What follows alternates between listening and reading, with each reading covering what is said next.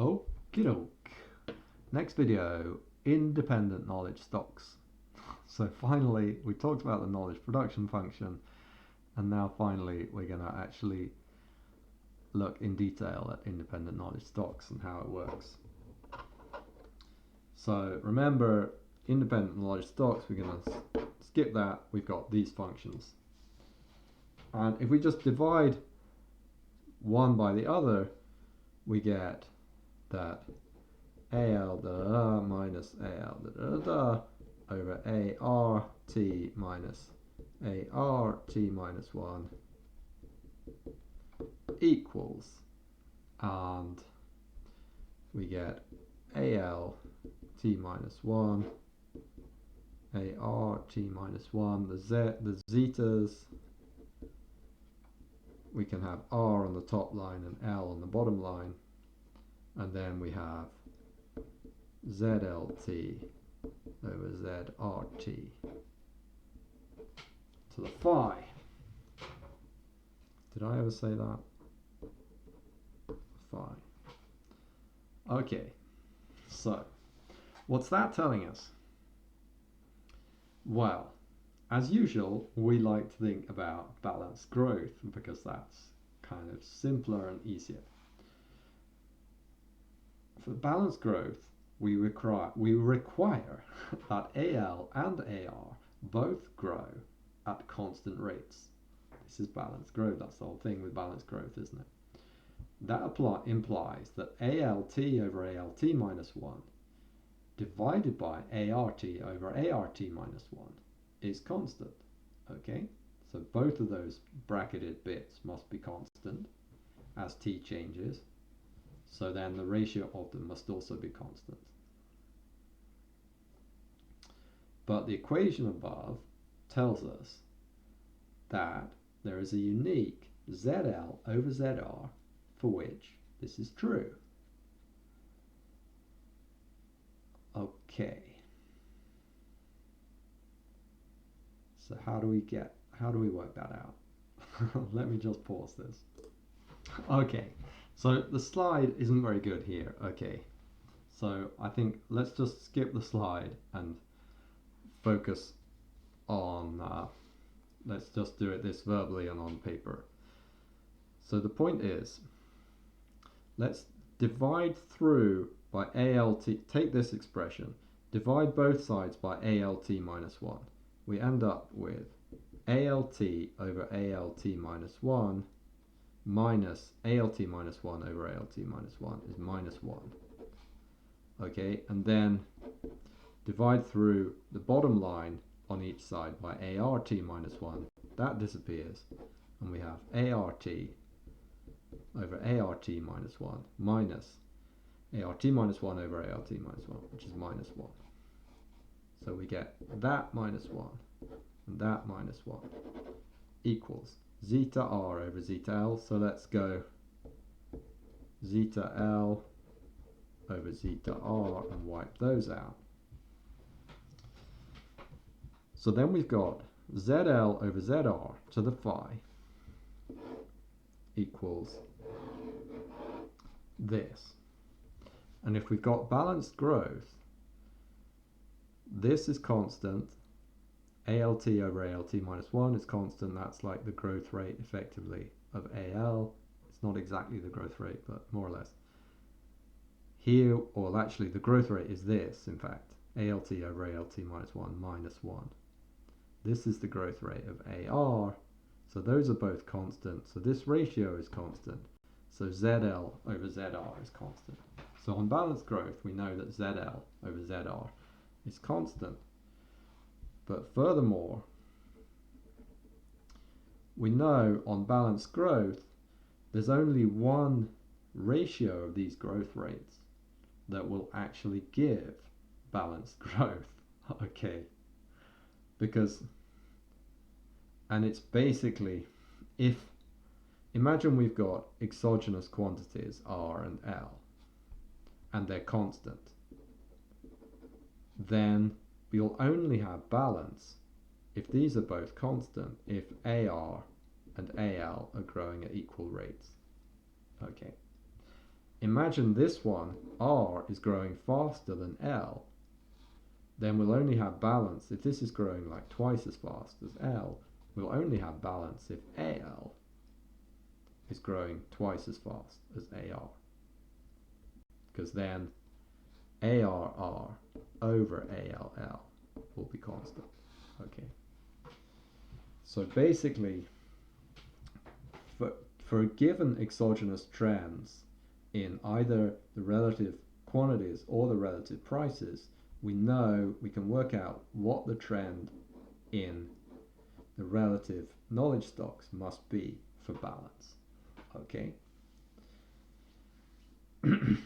So if we put that trend in, we then know that there's a unique level for the relative investments that gives balance. There's a unique level for the factor shares, the relative factor shares, that gives balance. Okay?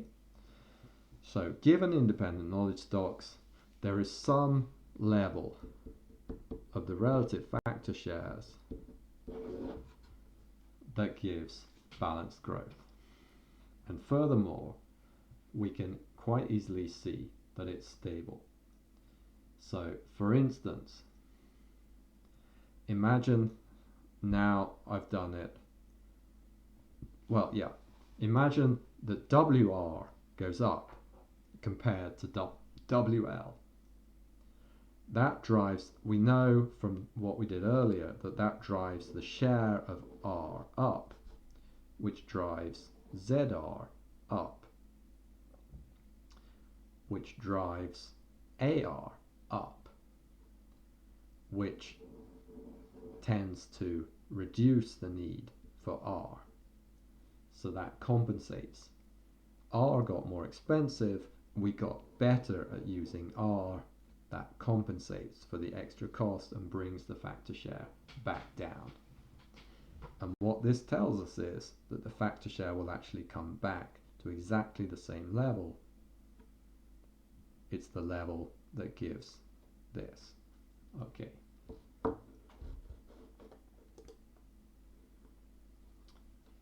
So, on a BGP, ALL,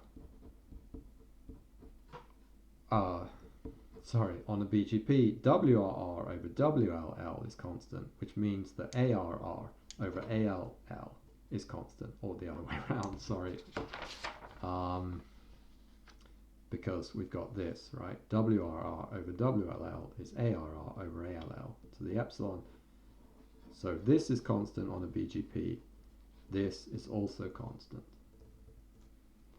Which means that effectively we've got Cobb-Douglas. It's as if we've got, oh, I'm running out of paper. Well, no, let's do it here. It's as if we've got Y is ALL to the 1 minus alpha R to the alpha, and the shares are so WLL over WRR then is 1 minus alpha over alpha.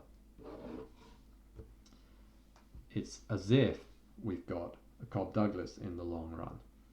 And of course, if we go back to the data, I could try to find the right picture, but I've lost the picture.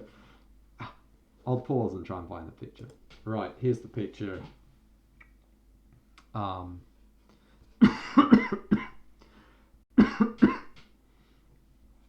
The data fits Cobb-Douglas, right? That resource prices tend to be fairly constant, resource use tracks GDP, and the share of the resources tracks GDP. It stays as a fixed share of GDP. So a directed technological change model with a CES function and independent knowledge stocks could fit that data. It could like explain why we see constant factor shares, and this has been proposed in the literature as an explanation. see. Right, shall I say more? Yeah, I think we'll finish it.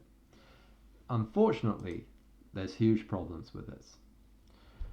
Because the model predicts that if WR is constant while WL increases, which is what we see in the data. So let me draw that data again. So this is time, this is a log scale, this is GDP, this is resource use, this is the resource price. But if we have an economy with constant labor, then this will be labor supply, and this will be the wage. Okay? So that should be WL, the wage. If WR is constant while WL increases, we should see that AL tracks GDP, but AR should be constant. Okay, because basically the factor share of resources drops so low that investment is only sufficient to keep AR constant and compensate for depreciation. We didn't even have depreciation in the model I showed you before, but never mind. And that way, because WR is constant, the share stays constant, right? If R is tracking GDP, the only way for the share to stay constant is for AR to be constant. But this isn't what we see in the data. If we look at data, AR seems to grow at least as fast as AL. And why? For instance, Fouquet and Pearson, in their paper on light production, they show that while labor productivity grew by a factor of 15, productivity in the production of light grew by a factor of 1,000. Okay, so AR has gone up hugely more. Energy productivity, that is, in the production of light. AR in the light sector has gone up hugely more than AL. Consider also increases in the efficiency of the generation of motive power from primary energy, like steam engines through to modern power stations. There we see, again, not as extreme as light, but still AR there is growing faster than AL.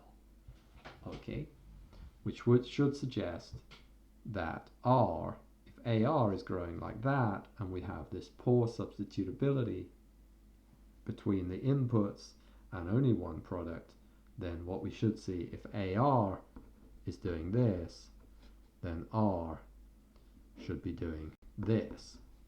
And if AR is even doing this, then R should be doing that. We should already be seeing decoupling big time, like absolute decoupling. This is like relative decoupling. This is absolute, that we have growth while resource use declines. Why don't we see that? Okay, this isn't matching the model at all well. And the problem is the model of independent knowledge stocks. The model of linked knowledge growth makes far more sense. Now, because general knowledge AL is used to boost resource-specific knowledge AR, increases in AL also tend to drive AR up. Remember the picture with the green people standing on the grey people. Even if WR is falling relative to WL. If we put such links in the model, then AR grows even when WR is constant.